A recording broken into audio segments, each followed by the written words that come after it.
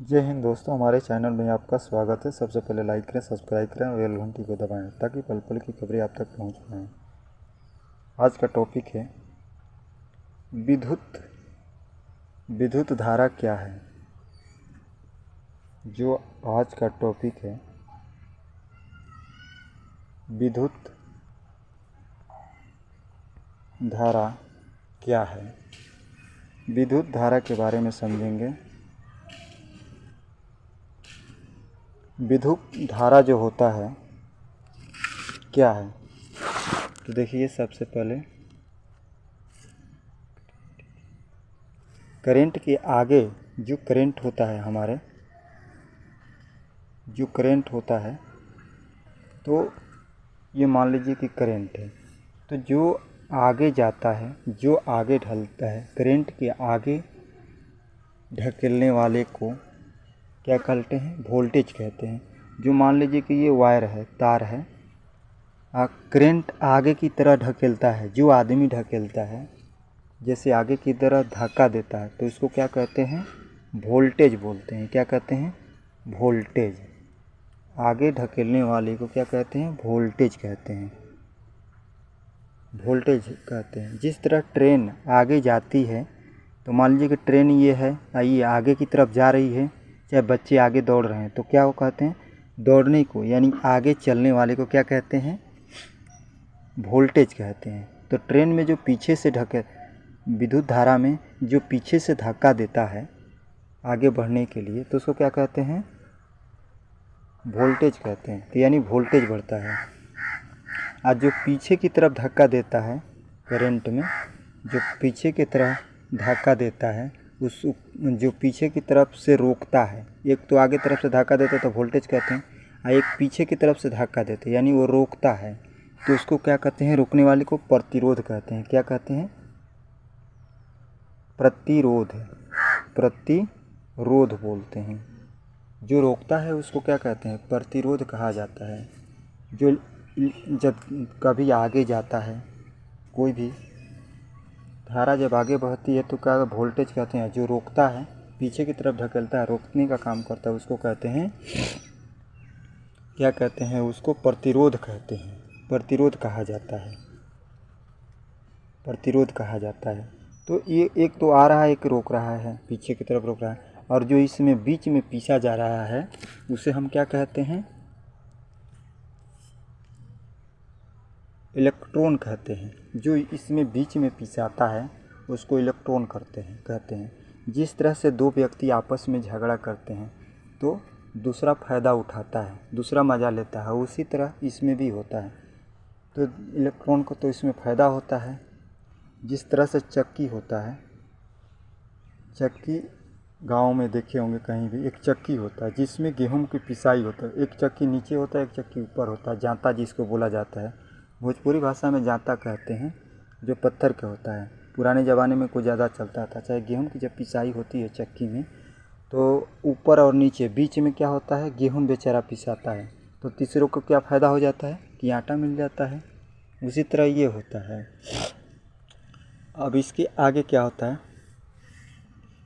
जो बीच में पिसाता है तो उसको क्या कहते हैं, इलेक्ट्रॉन होता है, इलेक्ट्रॉन कहते हैं। तो इसके बाद इससे क्या होता है, टंगस्टन। इससे क्या होता है, टंगस्टन। तो इससे क्या फ़ायदा होता है, टंगस्टन होता है। तो टंगस्टन क्या करता है, टंगस्टन के बारे में समझते हैं। टंगस्टन जो होता है, ये टंगस्टन जो होता है, बल्ब आपने घरों में देखे होंगे, बल्ब में टंगस्टन का प्रयोग किया जाता है। टंगस्टन का तार जो होता है अधिकतर आपको बल्ब में किया जाता है। क्यों टंगस्टन इसलिए किया जाता है कि ये चमकता है। तो कहा जाता है कि जो चमकता है, तो जो लाइट रोशनी करता है, फैलाता है रोशनी, तो ये चमकता है ज़्यादा टंगस्टन। इसलिए बल्ब में, घरों में जो बल्ब होता है उसमें टंगस्टन का प्रयोग किया जाए ताकि चमकेगा तो रोशनी अधिक देगी। तो इससे फ़ायदा होता है, रोशनी मिल जाती है टंगस्टन से। और टंगस्टन क्या होता है, एक धारा जाती है, एक धारा रोकती है। जो जाता है उसको वोल्टेज कहते हैं, रोकने वाले को क्या कहते हैं, प्रतिरोध कहते हैं। बीच में जो पिसाता है इसको इलेक्ट्रॉन कहते हैं। तो इलेक्ट्रॉन करते हैं। तो दो आदमी आपस में झगड़ा करता है तो तीसरे को फ़ायदा होता है। तो दो झगड़ा करें तीसरे को फ़ायदा, किसको फ़ायदा होता है? तो इस टंगस्टन को फ़ायदा होता है। टंगस्टन क्या होता है? तो झगड़ा करते हैं तो बीच में चमकने लगता है। तो चमकता है तो इसको क्या कहते हैं? फिलामेंट में डाल दिया जाता है। जो बिजली का बल्ब होते हैं तो जो फिलामेंट होता है तो फिलामेंट में इसको डाल दिया जाता है टंगस्टन को, ताकि चमकने लगता है। चमक कर लाल हो जाता है, चमकता है तो रोशनी अधिक देता है, इससे अधिक फ़ायदा होता है। इसको इसमें किया जाता है। इसीलिए बिजली की जो बल्ब होते हैं उसमें डाल दिया जाता है। बिजली के बल्ब में फिलामेंट होता है, वहाँ पर टंगस्टन का होना बहुत ज़रूरी होता है, इसलिए चमकता है और रोशनी अधिक देती है। अब नेक्स्ट चलते हैं। नेक्स्ट क्या है? तो देखिए, टंगस्टन के बारे में तो समझ गए। अब दूसरा तार जो होता है नाइक्रोम के बारे में समझते हैं। नाइक्रोम जो होता है, नाइक्रोम गर्म हो जाता है। बिजली के आपने बताया ना कि दो लड़ेगा, एक जाएगा एक आएगा, तो तीसरे को फ़ायदा होता है। तो जहाँ जिस तरह से गेहूं का पिसाई होता है तो इलेक्ट्रॉन पैदा होता है। तो क्या होता है इसमें? नाइक्रोम जो होता है, इसे नाइक्रोम के तार लगाए जाते हैं। नाइक्रोम में क्या होता है? नाइक्रोम का फ़ायदा ये हो जाता है। नाइक्रोम कहाँ प्रयोग किया जाता है? तो ज़्यादातर हीटर। नाइक्रोम जब दो लड़ाई करेगा, जब वोल्टेज और प्रतिरोध आपस में लड़ाई करेगा तो इलेक्ट्रॉन पैदा होगा। तो इसके बाद नाइक्रोम लगाया जाता है, जैसे हीटर में लगाया जाता है। और जो कपड़े प्रेस करने वाले कपड़े होते हैं, जो प्रेस करने वाला प्रेस होता है, उसमें किस तार का प्रयोग किया जाता है? उसमें नाइक्रोम तार का प्रयोग किया जाता है, क्योंकि लाल हो जाता है और गर्म करता है। तो गर्म करने के लिए नाइक्रोम तार की ज़रूरत पड़ता है, क्योंकि गर्म हो जाता है और हीट हो जाता है। जब आपस में दो आदमी लड़ेंगे तो ये नाइक्रोम क्या होता है? गुस्सा हो जाता है। गुस्सा से क्या हो जाता है? लाल हो जाता है। तो लाल हो जाता है तो किसको फ़ायदा होता है? हीटर को फ़ायदा होता है। तो हीटर जो होता है गर्म होता है, तो खाना पकाया जाता है, बहुत सारे काम किया जाता है हीटर से। और गर्म करने के लिए जैसे प्रेस मशीन होती है, तो उसमें क्या टंगस्टन नाइक्रोम तार का प्रयोग किया जाता है, ताकि प्रेस करने में गर्म करना चाहिए। गर्म होता है तो उससे कपड़े प्रेस किया जाता है। और गर्म करने के लिए आप देखे होंगे पानी को गर्म किया जाता है, तो नाइक्रोम तार का ही प्रयोग किया जाता है, ताकि गर्म होगा तो पानी को गर्म कर दिया जाता है। हम नेक्स्ट चलते हैं। ये तो हो गया आपको, इसके बारे में आपने तो समझ गया। और चलिए हम देखते हैं तीसरा क्या होता है। तीसरा आपको होता है कॉपर के तार, जो CuO होता है। कॉपर के तार कहाँ प्रयोग किया जाता है? जब देखिए, जब एक तार आएगा एक जाएगा, यानी करंट आगे आता है, तो जो वोल्टेज आगे जो धकेलता है उसको वोल्टेज कहते हैं। पीछे जो होता है प्रतिरोध होता है। बीच में पिसाता है इलेक्ट्रॉन। तो इलेक्ट्रॉन पिसाता है, तो इसके इलेक्ट्रॉन में क्या होता है? इलेक्ट्रॉन की जगह पर कॉपर की तार लगा दिया जाए तो कॉपर क्या करता है? दो ये आपस में लड़ेंगे तो कॉपर को क्या होता है? गुस्सा आता है। तो गुस्सा ये क्या करता है? कॉपर का तार ये नाचने लगता है। क्या होता है? गुस्सा से ये नाचने लगता है। तो नाचने लगेगा तो कॉपर के तार को कहाँ प्रयोग किया जाता है? तो पंखे में प्रयोग जाता है। फैन जो होता है, फैन, उसको प्रयोग किया जाता है। तो कॉपर के तार को अधिकतर पंखे में प्रयोग किया जाता है। जो आपस में लड़ेंगे, करंट आएगा जाएगा, तो इसमें ये नाचने लगता है। तो इसको प्रयोग किया जाता है। आपको कहाँ पर प्रयोग किया जाता है? पंखे के लिए किया जाता है। अब देखिए, धारा के दो प्रकार होते हैं। जो धारा होता है, विद्युत धारा आपने पढ़े होंगे। तो विद्युत धारा कितने प्रकार के होते हैं? दो प्रकार के होते हैं। विद्युत धारा कितने प्रकार के होते हैं? दो प्रकार के होता है। एक होता है AC, दूसरा होता है DC। धारा कितने प्रकार की होती है? AC और DC। AC DC दो प्रकार के होते हैं। तो हम AC DC के बारे में हम समझते हैं। चलिए नेक्स्ट देखते हैं। तो देखिए, ये मान लीजिए एक तार है, ठीक है, और ये इधर से जा रहा है। क्या है? इधर से जा रहा है, और ये इधर से आ रहा है। और ये मान लीजिए कि बोर्ड है आपका, फ्रिज चाहे कूलर कुछ भी है, मान लीजिए चलाना है इसको। ये मान लीजिए कि फ्रिज है। तो देखिए, इसको क्या कहते हैं? फेज।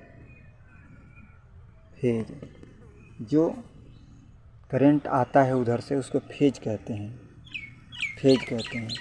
आई जो करंट आता है और फिर जाने को उसको भी रास्ता चाहिए, तो जाने के जो रास्ता होता है उसको क्या कहते हैं? न्यूटन। क्या कहते हैं? न्यूट्रल। न्यूट्रल कहते हैं। न्यूट्रल कहते हैं। तो जो जाता है उसको न्यूट्रल कहते हैं। तो कभी भी किसी व्यक्ति को करंट कैसे मारता है? तो देखिए, फेज जब उधर से आता है और इसको लीक होगा, अर्थिंग मिलेगा, तो तुरंत आपको करंट मार देता है। तो जाने का भी रास्ता चाहिए, आने का भी रास्ता चाहिए। तो इसके लिए बिजली को आने जाने का दोनों चाहिए। तो धाराएं क्या होती है? दो धारा के एसी और डीसी होती है। तो इसको हम जो जाता है उसको क्या कहते हैं? फेज कहते हैं। और उधर से लौटता है उसको क्या कहते हैं? न्यूट्रॉन बोलते हैं। इसको न्यूट्रॉन बोलते हैं। क्या कहते हैं? इसको न्यूट्रॉन बोलते हैं। तो देखे होंगे बिजली के तार पर कौवा चिड़िया जो होती है, यहाँ पर कौवा जो चिड़िया होती है यहाँ पर, मान लीजिए कि एक चिड़िया है, यहाँ देखिए, यहाँ पर एक चिड़िया है, ये तार पर बैठी हुई है, ठीक है। ये चिड़िया बैठ जाती है, तो ये तो अपना खूब खुशी पर मस्ती कर रही है। तो जब ये छुदुर पुदुर इधर से उधर फड़कती है तो इसका पंख इसमें नीचे न्यूट्रल वाला में तार में ठेक जाता है। तो क्या होता है? बिजली को आने का, इधर से तो जाने का रास्ता मिल ही रहा है, इधर से आने का भी रास्ता मिल गया। इधर से आया, इधर से चला गया, तो इसको करंट मारता है, ये मर जाती है, ख़त्म हो जाती है। तो इस तरह से होता है। तो फेज न्यूट्रल इसी तरह होता है। तो ये हो जाता है। अधिकतर आपको जो फेज होता है, फेज ये लाल तार का प्रयोग किया जाता है। क्या? ताकि बिजली मिस्त्री को पता चल जाए कि फेज है। और जो न्यूट्रल होता है उसको काले तार का प्रयोग किया जाता है, ताकि बिजली मिस्त्री को पता चल जाए कि ये न्यूट्रल है। ठंडा, इसको हिंदी में इसको ठंडा कहते हैं। और फेज को क्या कहते हैं? गर्म तार भी कहते हैं। गर्म तार भी कहा जाता है, ठंडा गर्म भी कहा जाता है। और जब देखिए यहाँ पर अगर लीकेज होगा, ये बोर्ड है, तो मान लीजिए यहाँ पर अगर लीकेज होगा तो क्या करेगा? अगर कोई भी मिस्त्री अगर तार जोड़ता है तो उसको करंट नहीं मारता, लेकिन वो कहता है कि मेरे को छूइएगा नहीं। तो अगर आप छूइएगा तो अर्थिंग नहीं मिलेगा, तो उसको मार देगा झटका। तो झटका मारेगा तो करंट लग जाती है। तो इसको करंट लगने के कारण दिक्कत होती है।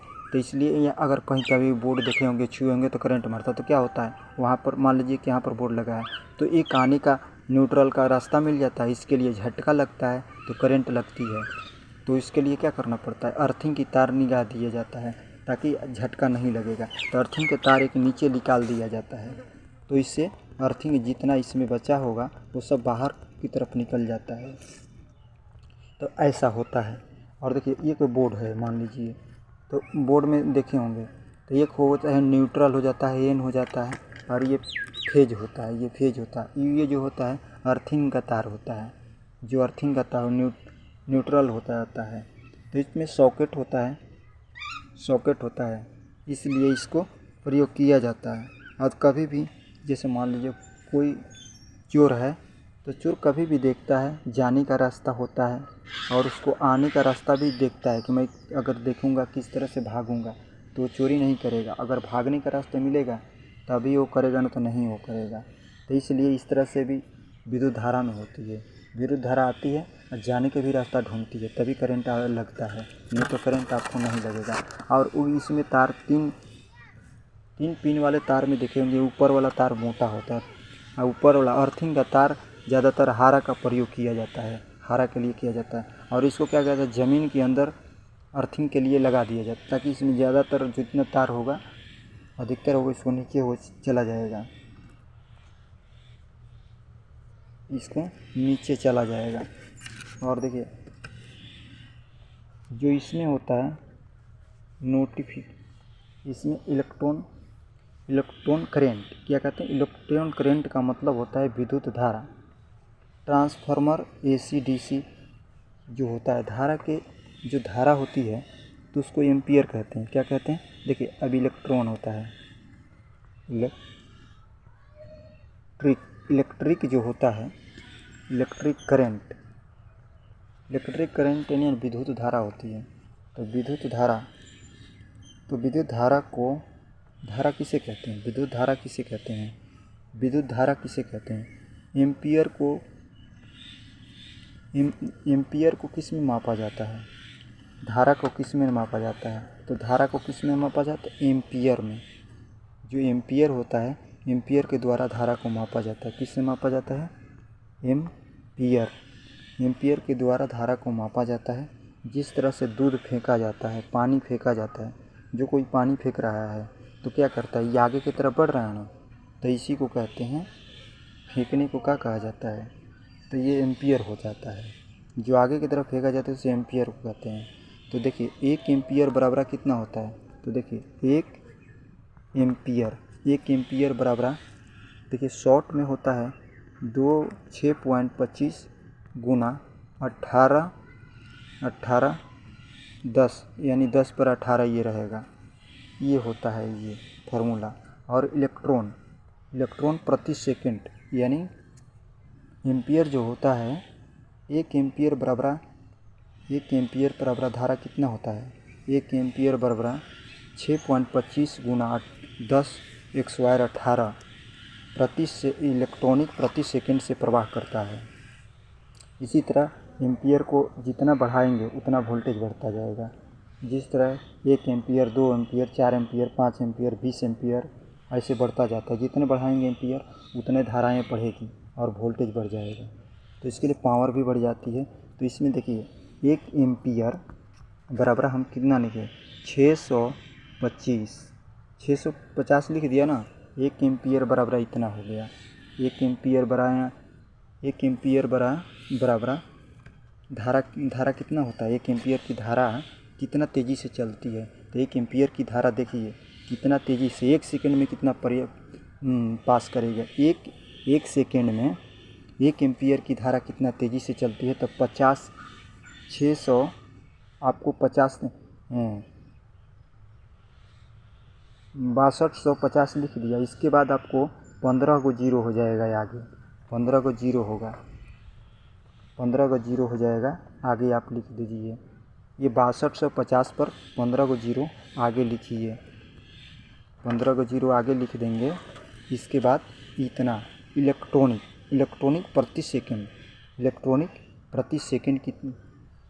प्रति सेकंड एम्पियर की धारा चलती है। तो समझिए कितना तेज़ी से करंट चलता है, इतना तेज़ी से चलता है करंट। तो इसी को कहते हैं ना 440 का झटका लगा, 440 का झटका यानी करंट लगा।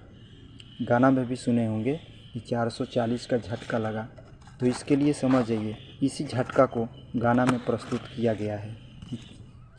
तेरे छूने से 440 वोल्टेज का झटका लगा। तो इसी को कहा जाता है। तो इस तरह से होता है।